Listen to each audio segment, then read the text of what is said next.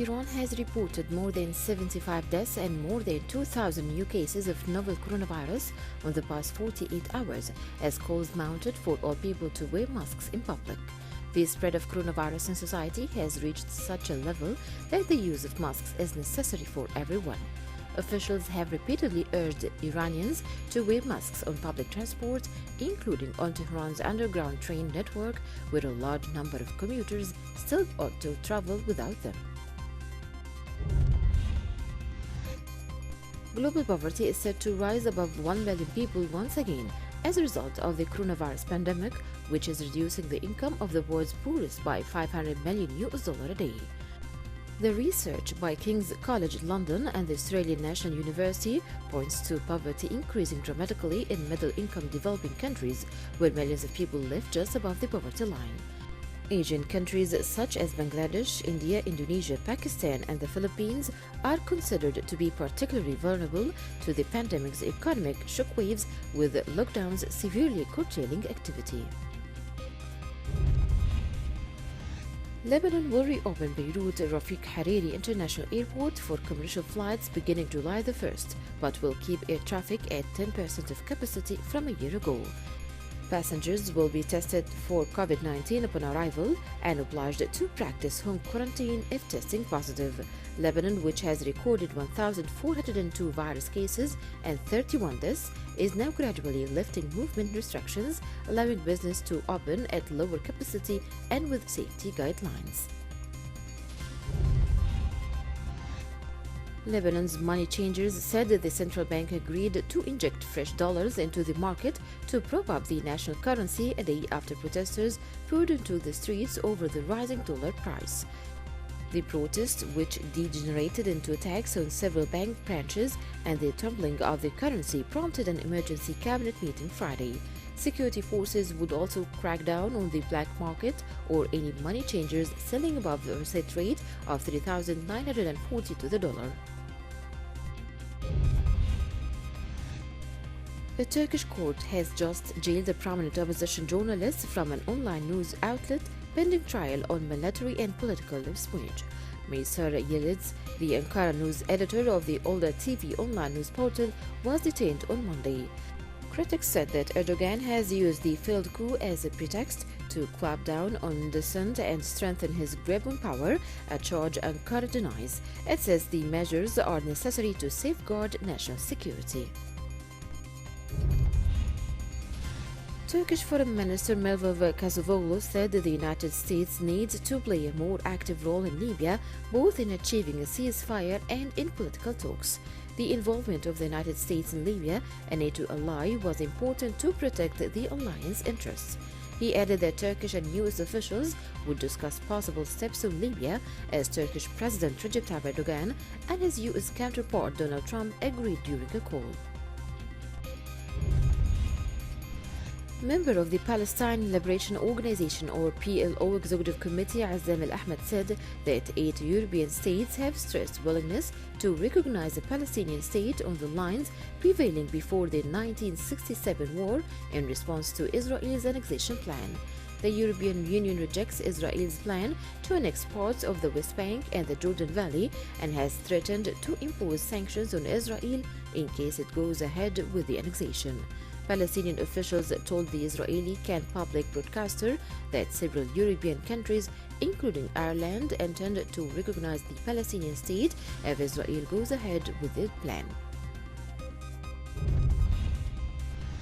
Lebanese President Michel Aoun has discussed with the U.S. Ambassador Dorothy Shea a wave of new tighter U.S. sanctions on Syria. She handed Aoun a letter that includes the text of the U.S. Caesar Syrian Civilian Protection Act, which takes effect later this month. She has stressed to the Lebanese president that the new law is on Syria, saying her country continues to back Lebanon.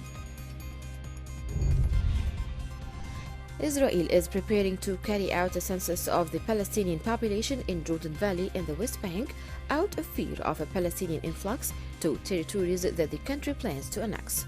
Security sources in Tel Aviv are concerned that thousands of Palestinians would relocate to the annexed territories for personal motives or to seek a job in Israeli companies and settlements. They further feared that some might be dispatched by the Palestinian Authority to act as sleeper cells that would jeopardize their security. The Libyan National Army's media division declared that operations resumed through airstrikes that targeted sites of militias and Turkish mercenaries in As-Sada, east of Misrata. Brigadier General Khalid Al-Mahjoub said that more than 80 armed men fighting with the Government of National Accord (GNA) were killed in Sirte. The fighters include Turkish soldiers, pro-Ankara mercenaries, and terrorist groups. Turkish President Recep Tayyip Erdogan said that Turkey must restore its economic credibility if it hopes to secure needed foreign funding and return to growth. Turkey risks another slump in the lira unless it can access fresh sources of foreign exchange after the currency fell to a record low last month, but their trust in its economic institutions had eroded. The European Central Bank could extend a swap line in order to protect a key trade partner. Chinese President Xi Jinping had vowed to make the COVID-19 vaccine China is developing a global public good and said that the Philippines will be priority recipient once it becomes available. The two leaders also reviewed diplomatic relations between the countries and agreed to work together to fight COVID-19 as part of international efforts to contain the virus. Xi expressed gratitude for the Philippines' support for China's own fight against COVID-19, including the goodwill donation to the city of Wuhan, describing it as an act of kindness that shall be returned. New research offers reassuring evidence to hundreds of millions of people with high blood pressure that popular anti-hypertension drugs do not put them at greater risk from COVID-19 as some experts had feared.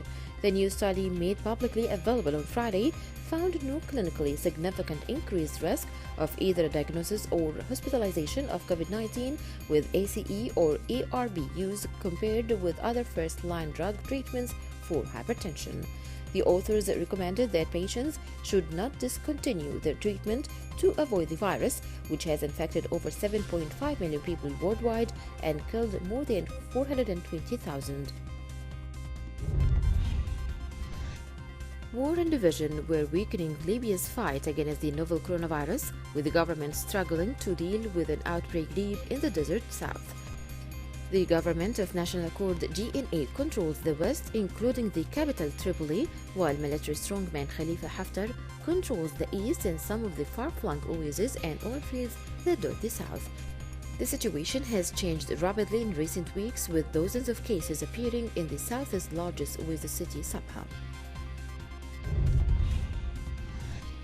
United Nations Secretary General Antonio Guterres presented a set of recommended actions for the international community to help ensure all people are connected, respected, and protected in the digital age.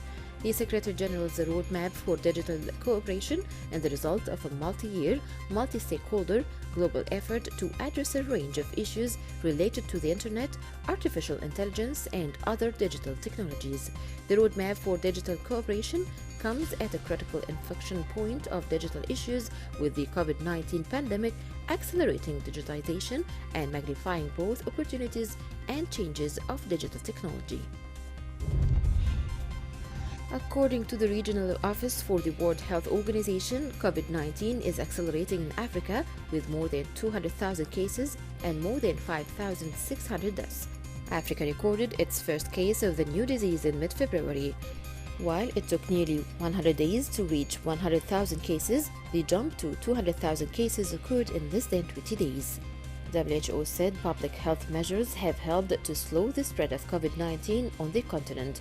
Many governments took steps such as implementing lockdowns, promoting physical distancing, and conducting contact tracing.